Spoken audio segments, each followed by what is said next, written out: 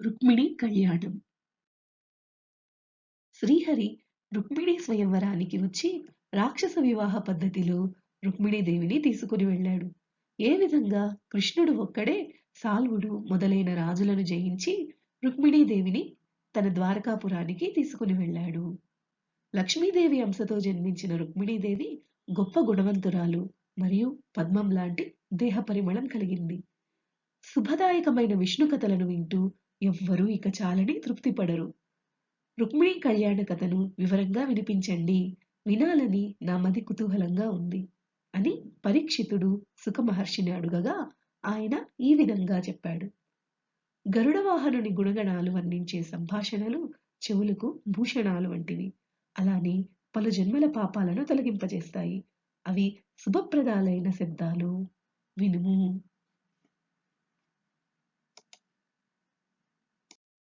విదర్భ దేశంలో కుండిన అనే నగరం ఉంది. ఆ నగరానికి ప్రభువైన భీష్మకుడు వీరుడు, గొప్ప రాజు. ఆయనకు 5 కుమారులు, ఒక కుమార్తె. ఆమె రుక్మిణీదేవి. రుక్మిణీదేవి పుట్టి పెరుగుతుండగా భీష్మక మహారాజు మందిరం కూడా దేదీప్యమానంగా తేజరిల్లింది. ఆయనకు రుక్మి, రుక్మరథుడు, రుక్మబాహువు, రుక్మకేశుడు మరియు రుక్మనేత్రుడు అను 5 కుమారులు కూడా ఉన్నారు. రుక్మిణీదేవి తన తండ్రి గారి ఇంటికి వస్తున్న అతిథుల వల్ల శ్రీకృష్ణుని రూపం, బలం, సద్గుణాలు మొదలైనవి విని అతనే తనకు తగిన విభుడని తలచింది. శ్రీకృష్ణుడు కూడా రుక్మిణీదేవి రూపం, వివేకము, సత్ప్రవర్తన, శుభ లక్షణాలు, సద్గుణాలు అన్నీ గ్రహించి తనని తప్పక పరిణయమాడాలని నిశ్చయించుకున్నాడు. ఈ విధంగా వారిరువురు ఒకరినొకరు వివాహం చేసుకోవాలని నిశ్చయించుకోగా వారి బంధువులందరూ కూడా కృత నిశ్చయులయ్యారు. కానీ రుక్మిణి అన్న అయిన రుక్మి మాత్రము కృష్ణుని పట్ల విరోధంతో బంధుజనాల ప్రయత్నాలను వారించి తన చెల్లెలిని చేది దేశానికి అధిపతి అయిన శిశుపాలునికి ఇచ్చి వివాహం చేయించాలని సంకల్పించాడు. రుక్మిణి తన అగ్రజుడైన రుక్మి ప్రయత్నాలను గుర్తించి రానున్న ప్రమాదాన్ని తలుచుకుని ఎంతో బాధపడింది. తన మేలు కోరే అగ్నిద్యోతుడు అనే ఒక బ్రాహ్మణుణ్ణి ఆహ్వానించి ఈ విధంగా విన్నవించుకుంది.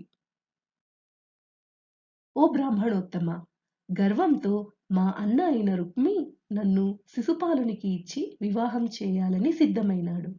ఏ విధంగా అయినా నీవు ద్వారకాపురికి వెళ్ళి చక్రాయుధునికి నా పరిస్థితిని విన్నవించు. మా తండ్రి కూడా తనయుని ఆలోచన తగదని వారించలేకున్నాడు. నీవు వెంటనే వెళ్ళి నిజ సేవకుల చిత్తవృత్తిని అనుసరించి సౌరికి తెలిపి ఇక్కడకు పిలుచుకొని రావలెను. రుక్మిణి మాటలను విన్న అగ్నిద్యోతుడు వెంటనే ద్వారకా నగరానికి వెళ్ళి తన రాకను వార్తాహరుల ద్వారా లోపలికి చెప్పి పంపించాడు. తరువాత భవనంలోకి ప్రవేశించాడు. అక్కడ బంగారు సింహాసనంపై కూర్చున్న ఆ పరమపురుషుణ్ణి తిలకించి పెళ్లి కుమారుడవు కమ్ము అని ఆశీర్వదించాడు. బ్రాహ్మణులను దైవంగా భావించే శ్రీహరి ముసిముసి నవ్వులతో తన పీఠం దిగి వచ్చి బ్రాహ్మణుణ్ణి కూర్చోపెట్టి దేవతలు తనకు సేవలు చేసినట్టు ఆ బ్రాహ్మణుణ్ణి పూజించి షడ్రుచులతో భోజనం పెట్టించి ప్రియంగా, ఓ జగతీసురేశ్వర, నిత్య సంతోషివైన నీ వర్తనం అనుసరణీయనం, అంగీకారం. తృప్తి లేకపోతే ఇంద్రుని అంతట వాడు అయినా కూడా నాశనమవుతాడు. సంతృప్తి గలవాడు ధనహీనుడైనా కూడా ఇంద్రుడితో సమానుడవుతాడు. సకల జనుల హితం కోరి సంతోషమైన మనస్సు కలిగి శాంతి స్వభావులు, గౌరరహితులు అయిన సత్పురుషులకు నేను నమస్కారము చేస్తాను. ఓ పండితోత్తమ, మీది ఏ దేశం? ఏ రాజు మీ క్షేమం విచారిస్తున్నాడు? సాగర మధ్యంలో ఉండే మా కోటలోనికి ఎలా వచ్చావయ్యా? నీ మనోవాంఛ ఏమిటో చెప్పు, తప్పక తీరుస్తాను అని కృష్ణుడు అడిగాడు. కృష్ణుని మాటలు విన్న అగ్నిజ్యోతనుడు, దేవా, విదర్భ దేశాన్ని భీష్మకుడనే రాజు పాలిస్తున్నాడు. ఆయన కుమార్తె అయిన రుక్మిణి వివాహ మంగళ ప్రశస్తమైన సందేశాన్ని మీకు విన్నవించమని నన్ను పంపినది. రుక్మిణి సందేశం ఏమనగా, ఓ మంగళమూర్తి, పురుషులలో నీవు సింహం వంటి వాడివి. సింహముకు చెందవలసిన పదార్థము నక్క వాంఛించినట్లు నీ చరణాలను స్మరించే నన్ను మదోన్మత్తుడైన శిశుపాలుడు శీఘ్రంగా తీసుకువెళ్ళడానికి ప్రయత్నిస్తున్నాడు. పూర్వజన్మలనందు నేను జగన్నాయకుడు లోకాలకు శుభాలు కలిగించే హరిని పతిగా కోరి వ్రతములు చేసి ఉంటే, దాన ధర్మాది పుణ్యకారాలు గురువులకు, దేవతలకు, బ్రాహ్మణులకు అందించి ఉంటే, వసుదేవుని కుమారుడైన నందనుడు నాకు ప్రాణేశ్వరుడవుతాడు. శిశుపాలుడు మొదలైన వారు పరాజితులవుతారు. ఓ పద్మనాభ, నీకు ఇక్కడ అడ్డు ఏమీ లేదు. చతురంగ బలాలతో వచ్చి శిశుపాల జరాసంధులను జయించి రాక్షస వివాహ పద్ధతిలో నన్ను తీసుకుని వెళ్ళుము. నేను సిద్ధంగా ఉన్నాను. నీవు అంతఃపురంలో ఉంటావు కదా, నిన్ను తీసుకొని వెళ్ళాలి అంటే అంతఃపుర రక్షకులను, బంధుజనాలను సంహరించవలసి వస్తుంది కదా అని నీవు భావిస్తే ఒక చక్కని ఉపాయం మనవి చేస్తాను. పెళ్లికి ముందు పెళ్లి కుమార్తెను మా ఇలవేల్పు మంగళగౌరిని పూజించడానికి మా వాళ్ళు పంపిస్తారు. నేను ఊరి వెలుపల ఉన్న గుడికి బయలుదేరి వస్తాను. ఆ సమయంలో నన్ను వచ్చి నీ వెంట తీసుకుని వెళ్ళుము. ఓ ప్రాణేశ్వర, మహాత్ములు అజ్ఞాన రాహిత్యం కొరకు పరమేశ్వరుని పూజిస్తారు. అలా నీ అనుగ్రహానికి నేను అర్హురాలిని కాకపోతే బ్రహ్మచర్య వ్రతనిష్టను పాటించి 100 జన్మాలకైనా నిన్నే ధ్యానిస్తూ నా ప్రాణాలను విడిచిపెడతాను. ఇది నిజము అని రుక్మిణి పంపిన సందేశాన్ని ఆ బ్రాహ్మణుడు హరికి తెలియజేశాడు. తరువాత అగ్నిద్యోతుడు కృష్ణునితో, కర్తవ్యము ఏమో మీరే ఆలోచించాలి అని చెప్పి, రుక్మిణికి నీకు రుక్మిణి తగిన జోడుగా ఉంటారు. మీకు వివాహం తప్పక జరుగుతుంది. ఆలస్యం ఎందుకు? నీవు మీ వారితో బయలుదేరు. శత్రువులను జయించి మేలు చేకూర్చు అని పలికాడు. కృష్ణుడు అగ్నిద్యోతనుని చేయి పట్టుకుని నవ్వుతూ ఆయనతో, రుక్మిణి మీద నాకు తలపు ఉంది కనుకనే ఏ రేయి నిద్రించి ఎరుగను. రుక్మి మా వివాహానికి ఓర్వలేక కీడు చేస్తాడని నాకు ఇంతకు మునుపే తెలుసు. నేను విదర్భ దేశం వస్తాను. అలవోకగా కుండిన నగరం ప్రవేశించి రుక్మిణిని వెంటనే తీసుకుని వస్తాను. విరోధులు నిరోధిస్తే జయిస్తాను అని చెప్పి వివాహ ముహూర్తం ఎప్పుడు అని తెలుసుకున్నాడు. కృష్ణుడు తన రథసారథి అయిన దారకుడు, 4 అశ్వాలైన సైభ్యం, సుగ్రీవం, మేఘపుష్యం, వలాలకంలతో రథాన్ని సిద్ధం చేసి తీసుకురాగా, శ్రీకృష్ణుడు అగ్నిద్యోతనునితో పాటు రథాన్ని అధిరోహించి ఒకే రాత్రి పయనించి ఆనర్తక దేశాలు దాటి విదర్భకు చేరాడు.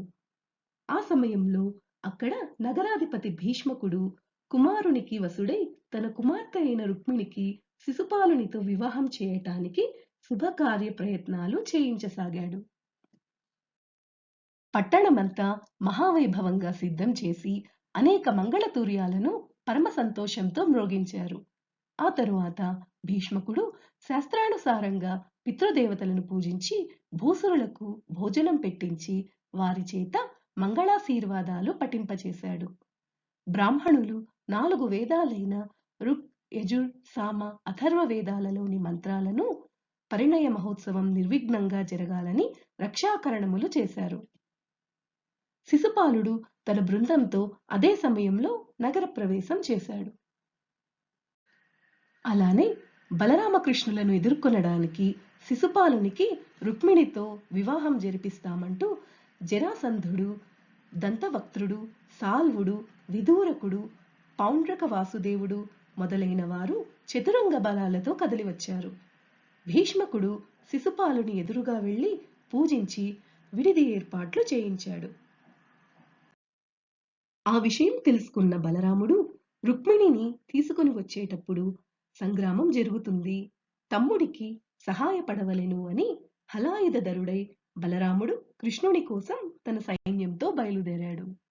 ఆ సమయంలో రుక్మిణి తన ఏకాంత మందిరంలో కృష్ణుడు తన సందేశం తెలుసుకున్నాడో లేదో, అగ్నిద్యోతనుడు సమయానికి ద్వారకకు వెళ్ళాడో లేదో, కృష్ణుడు నా సందేశాన్ని తప్పుగా భావించాడేమో, నన్ను రక్షించడానికి వస్తాడో వచ్చి ఉన్నాడో లేదో, పరమేశ్వరుడు అనుకూలింపతలుస్తాడో లేదో, మహాదేవి నన్ను కాపాడుతుందో లేదో, నా భాగ్యం ఎలా ఉందో అని పలు పలు విధాలుగా ఆలోచించసాగింది.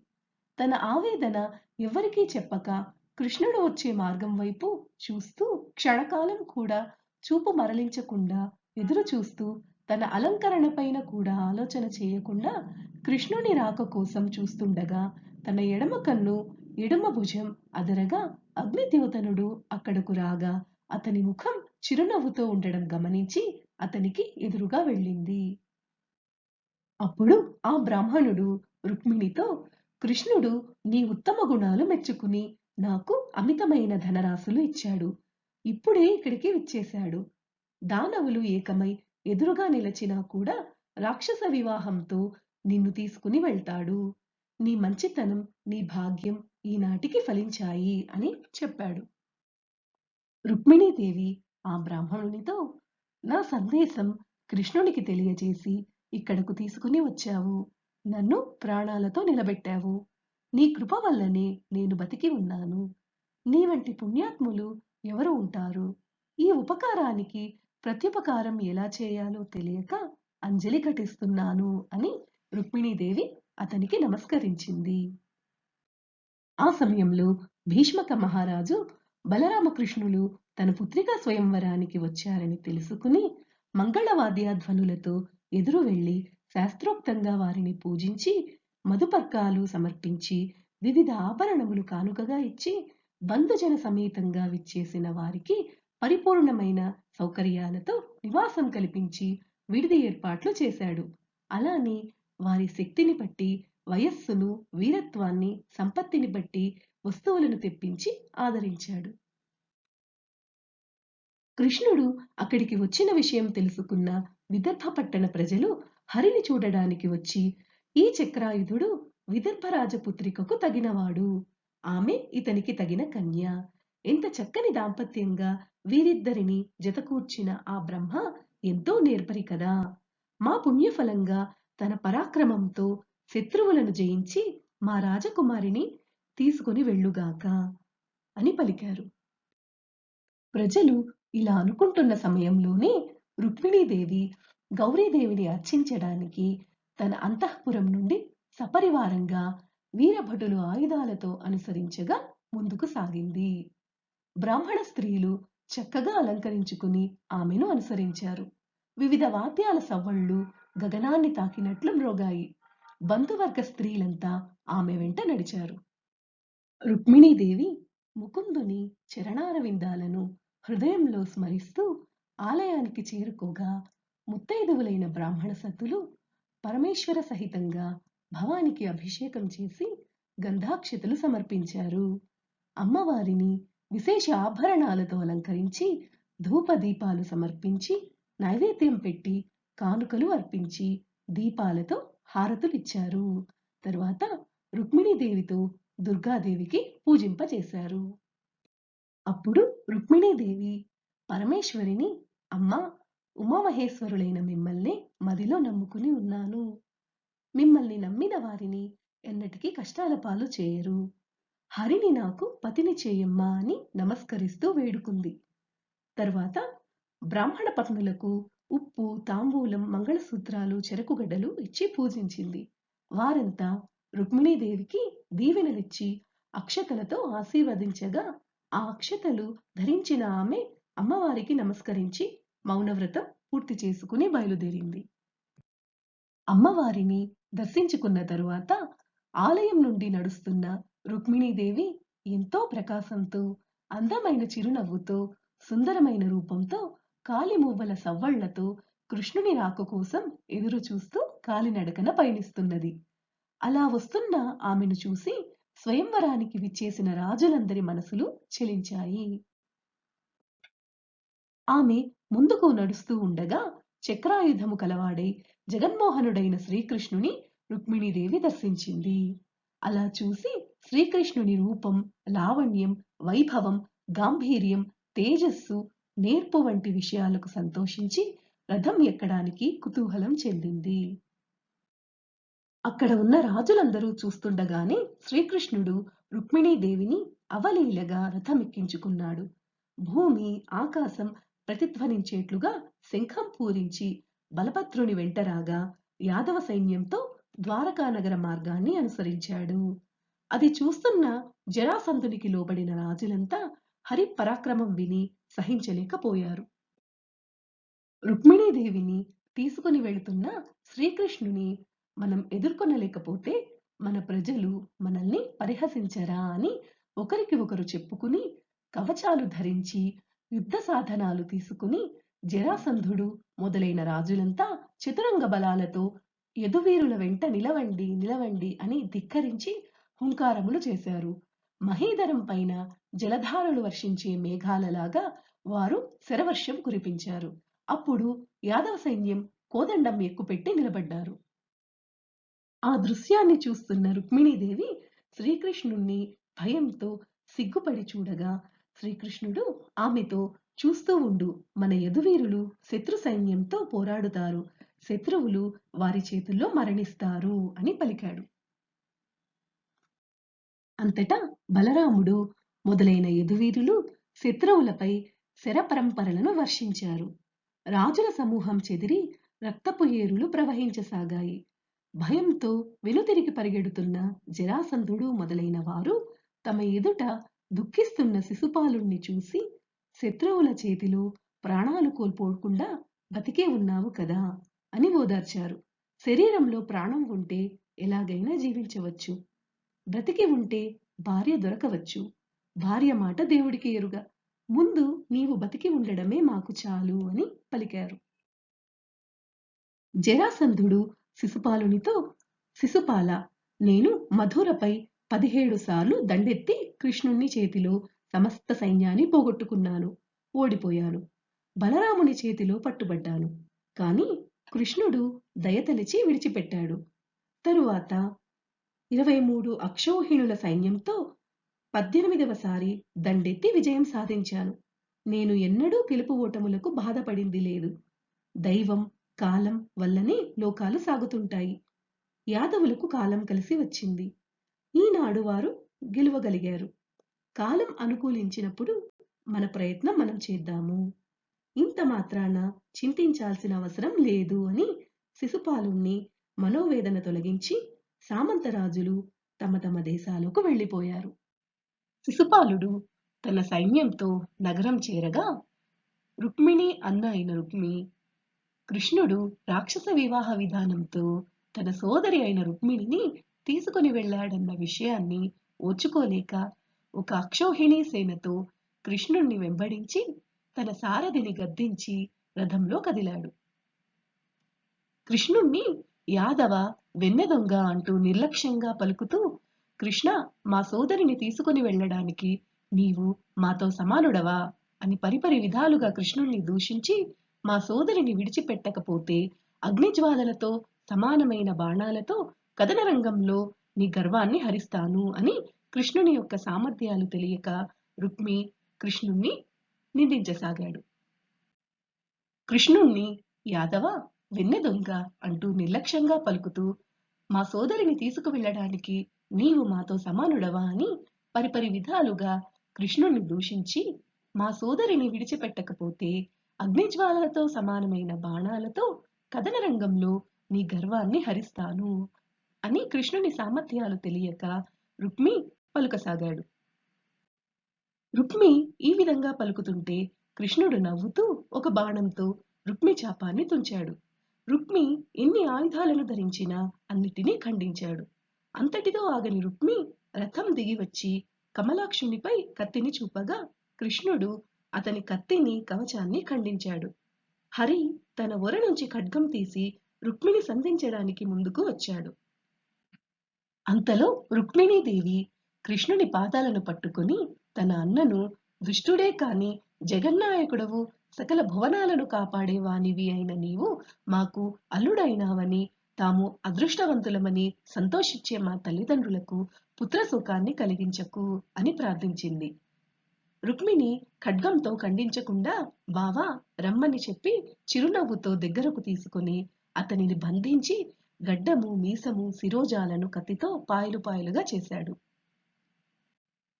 అప్పుడు బలరాముడు బంధించబడి ఉన్న రుక్మిణి చూసి కరుణతో అతనిని బంధం నుండి విడిపించమని కృష్ణునితో ఇలా పలికాడు. కృష్ణ, ఇతనిని దూరం వెళ్ళమని చెప్పకుండా ఇలా ఎందుకు చేశావు? శత్రువులైన కొందరికి కీడు చెయ్యవు, మిత్రులైన మరికొందరికి మేలు చేయవు, కానీ నిజంగా అందరితో సమభావంతో ఉంటావు. కాని ఇంత విషమ బుద్ధి ఎలా కలిగింది అని బలభద్రుడు కృష్ణుణ్ణి అడిగాడు.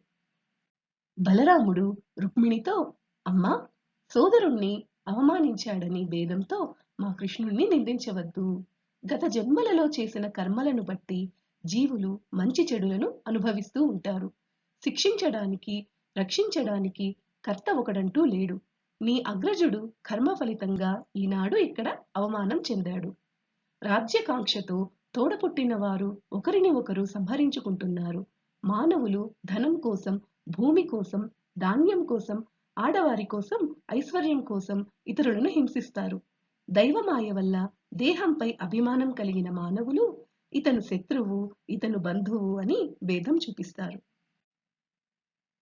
పుట్టుక మరణం కలిగిన ఈ శరీరము పృథివీ, జలం, అగ్ని, వాయువు, ఆకాశం అనే పంచభూతాలతోనూ, ప్రాణం, అపానం, వ్యానం, ఉదానం, సమానం అనే పంచప్రాణాలతోనూ, సత్వం, రజస్సు, తమస్సు అనే 3 గుణాలతోనూ, అజ్ఞానంతో ఆత్మయందు కల్పించబడింది. ఈ దేహం జీవుడిని సంసార చక్రంలో పరిభ్రమింపచేస్తుంది. సూర్యుడు దేనితో సంబంధం లేకుండా ఉన్నట్లు ఆత్మ శరీరము, చర్మము, చక్షువు, శ్రోత్రము, జిహ్వ, ఘ్రాణము అనే పంచేంద్రియాలు, వాక్కు, పాణి, పాదం, పాయువు, ఉపస్థ అనే పంచకర్మేంద్రియాలతో ప్రకాశమానమవుతుంది. ఆత్మకు మరొక దానితో కూడిక గాని ఎడబాటు గాని లేదు. వృద్ధి, హాని చంద్రకళలకే కాని చంద్రునికి లేనట్టు చావు పుట్టుకలు శరీరానికే కాని ఆత్మకు కాదు. కావున రుక్మిణి, అజ్ఞానం వల్ల కలిగే దుఃఖాన్ని విజ్ఞానమనే చూపుతో విడిచిపెట్టు. నీకు అజ్ఞానులలాగా శోకించటం తగదు అని బలభద్రుడు ప్రబోధించగా రుక్మిణీదేవి తన విచారాన్ని విడిచిపెట్టింది. అలానే ప్రాణాలతో వదిలిపెట్టబడిన రుక్మి తన వికార రూపానికి పరితపిస్తూ కృష్ణుణ్ణి జయించి కాని కుండిన నగర ప్రవేశం చేయనని ప్రతిజ్ఞ చేసి పట్టణ సమీపంలోనే ఉండిపోయాడు. ఈ విధంగా కృష్ణుడు రాజసంతో రాజసమూహాలను జయించి రుక్మిణీదేవిని తన ద్వారకా పట్టణానికి తీసుకుని వచ్చాడు. ఆ సమయంలో ద్వారకా నగరంలో పెళ్లి పనులు మొదలైనాయి. గాత్ర, సంగీతములు, వాద్యగానములు, నాట్యాలు జరిగాయి. వివాహ మహోత్సవానికి ఆహ్వానాలు అందుకుని అందరూ విచ్చేశారు. కర్పూర కుంకుమలతో, రంగవల్లికలతో, అగరధూపాలతో, పూర్ణ కుంభాలతో నగరం అలంకరించబడింది.